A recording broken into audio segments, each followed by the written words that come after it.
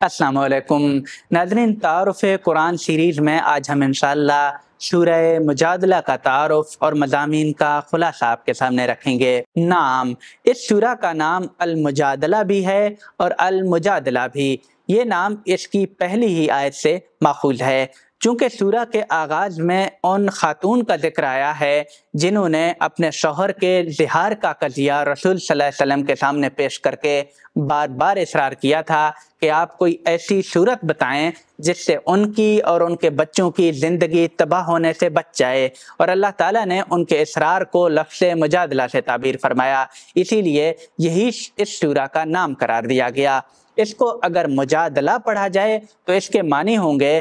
بحث و تکرار، اور مجادلہ پڑھا جائے تو معنی ہوں گے بحث و تکرار کرنے والی۔ زمانہ نزول، کسی روایت میں اس امر کی تصریح نہیں کی گئی ہے کہ مجادلہ کا یہ واقعہ کب پیش آیا تھا، مگر ایک علامت اس سورہ کے مضمون میں ایسی ہے جس کی بنا پر یہ بات تعین کے ساتھ کہی جا سکتی ہے کہ اس کا زمانہ غزوہ احزاب یعنی شوال 5 ہجری کے بعد کا ہے۔ سورہ احزاب میں اللہ تعالیٰ نے منہ بولے بیٹے کے حقیقی بیٹا ہونے کی نفی کرتے ہوئے صرف یہ اشارہ فرما کر چھوڑ دیا تھا کہ اور اللہ نے تمہاری ان بیویوں کو جن سے تم زہار کرتے ہو تمہاری مائیں نہیں بنا دیا ہے، مگر اس میں یہ نہیں بتایا گیا تھا کہ زہار کرنا کوئی گناہ یا جرم ہے، اور نہ یہ بتایا گیا تھا کہ اس فعل کا شرعی حکم کیا ہے، جبکہ اس سورہ میں زہار کا پورا قانون بیان کر دیا گیا ہے۔ اس سے معلوم ہوتا ہے کہ یہ مفصل احکام اس مجمل ہدایت کے بعد نازل ہوئے ہیں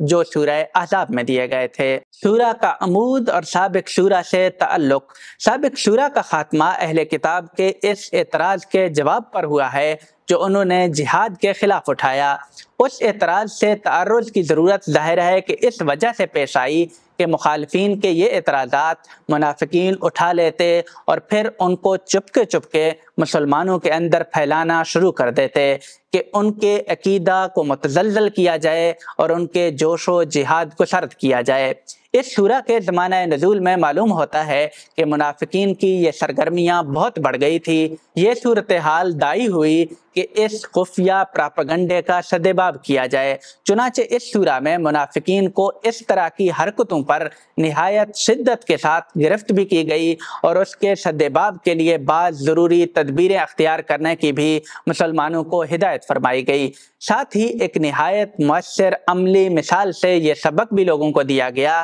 کہ اگر کسی کو اسلام کے سبب سے زندگی میں کوئی مشکل پیش آئے تو اس کو نہایت خلوص کے ساتھ اللہ اور رسول کے سامنے عرض کرے، امید ہے کہ اس کی مشکل حل ہونے کی کوئی راہ اللہ تعالیٰ کھول دے گا۔ رہے وہ لوگ جو کسی فرضی یا واقعی مشکل کو بہانہ بنا کر اسلام کے خلاف پروپیگنڈا کی مہم شروع کر دیتے ہیں، وہ در حقیقت اللہ اور رسول کے خلاف محاذ جنگ کھولنا چاہتے ہیں۔ اس طرح کے لوگ یاد رکھیں کہ وہ ذلیل ہو کے رہیں گے۔ اللہ تعالیٰ کا قطعی فیصلہ ہے کہ غلبہ اور سرفرازی صرف اللہ اور اس کے رسول کے لیے ہے۔ سورہ کے مطالب کا تجزیہ،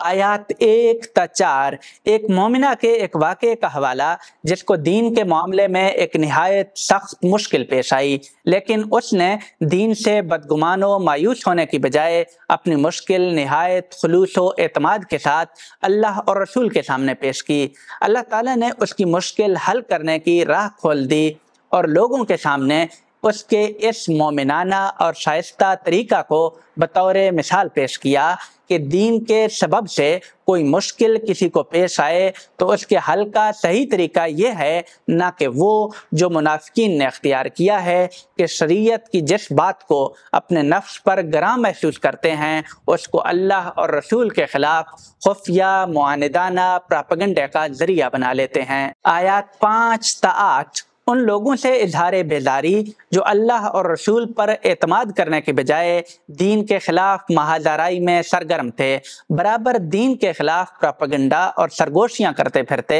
رسول کی توہین کرتے اور اللہ کی ڈھیل کو اپنے رویہ کی صحت کی دلیل سمجھے بیٹھے تھے۔ ان کو متنبہ فرمایا گیا کہ یہ دنیا میں بھی ذلیل ہوں گے، جس کی شہادت تاریخ میں موجود ہے، اور آخرت میں بھی ان کا حصہ جہنم ہے جو ساری کسر پوری کر دے گا۔ آیات 9 اور 10 مسلمانوں کو گناہ، زیادتی اور رسول کے خلاف سرگوشی کی ممانعت اور نیکیوں پرہیزگاری کے لیے سرگوشی کی ہدایت، ساتھ یہ بھی اطمینان دہانی کہ منافقین ان کے خلاف جو سرگوشیاں کرتے پھر رہے ہیں وہ ان کو خاطر میں نہ لائیں۔ اللہ تعالیٰ کے اذن کے بغیر کسی کی سرگوشی کوئی نقصان نہیں پہنچا سکتی۔ اہل ایمان کے شایان شان رویہ یہ ہے کہ اس طرح کی باتوں سے مبتلا رنج و تشویش ہونے کی بجائے اپنے رب پر بھروسہ رکھیں، اللہ مفسدین کے شر سے ان کو محفوظ رکھے گا۔ آیات 11 اور 12 مجلس نبوی کے آداب و احترام کو ملحوظ رکھنے کی ہدایت اور اس کو نجوا یعنی سرگوشیوں کی جگہ بنانے کی ممانعت، ساتھ ہی نجوا کی بڑھتی ہوئی بیماری کو روکنے کے لیے مجلس نبوی سے متعلق بعض ہنگامی احکام کا اعلان۔ آیت 13 ہنگامی ضرورت پوری ہو جانے کے بعد وقتی حکم کی منسوخی کا اعلان اور اس امر کی ہدایت کہ عبادات میں سے ان چیزوں کا خاص طور پر اہتمام کیا جائے جو اس بیماری کے سد باب کے لیے نافع ہیں، جس کے لیے ہنگامی قانون نافذ کیا گیا تھا۔ آیات 14 تا 22 منافقین کے اصل مرکز وفاداری کی نشاندہی کہ وہ اللہ کے مغضوب یہودیوں کے ایجنٹ ہیں۔ یہ محض اپنے قول اور اپنی قسموں کے بل پر مسلمانوں کے ساتھ بنے ہوئے ہیں، ان کے دل اسلام کے دشمنوں کے ساتھ ہیں، یہ مال و اولاد کی محبت میں گرفتار ہیں، شیطان نے ان کو اللہ کے خوف اور اس کی یاد سے غافل کر دیا ہے، یہ اس کی پارٹی میں شامل ہو کر اللہ کے رسول کے خلاف محاذ آرائی میں سرگرم ہیں، یہ لوگ بالآخر نامراد ہوں گے۔ اللہ کا یہ حتمی فیصلہ ہے کہ غلبہ اللہ اور رسول کے لیے ہے۔ سچے اہل ایمان صرف وہی ہیں جو اللہ اور رسول کے دشمنوں سے، خواہ وہ ان کے باپ، بیٹے، بھائی اور اہل قبیلہ ہی کیوں نہ ہوں، بالکل قطع تعلق کر لیں۔ اللہ انہی لوگوں سے راضی ہے، یہی اللہ کی پارٹی ہے اور یہی فلاح پانے والے ہیں۔ ناظرین، اس سورہ کے حوالے سے آپ تک یہی باتیں پہنچانی تھی۔ بقیہ سورتوں کا تعارف اور خلاصہ دیکھنے کے لیے تعارف قرآن پر کلک کریں۔ پلیز کامنٹ کر کے اپنی رائے سے آگاہ کیجیے گا۔ آپ کا بہت بہت شکریہ۔ اللہ حافظ۔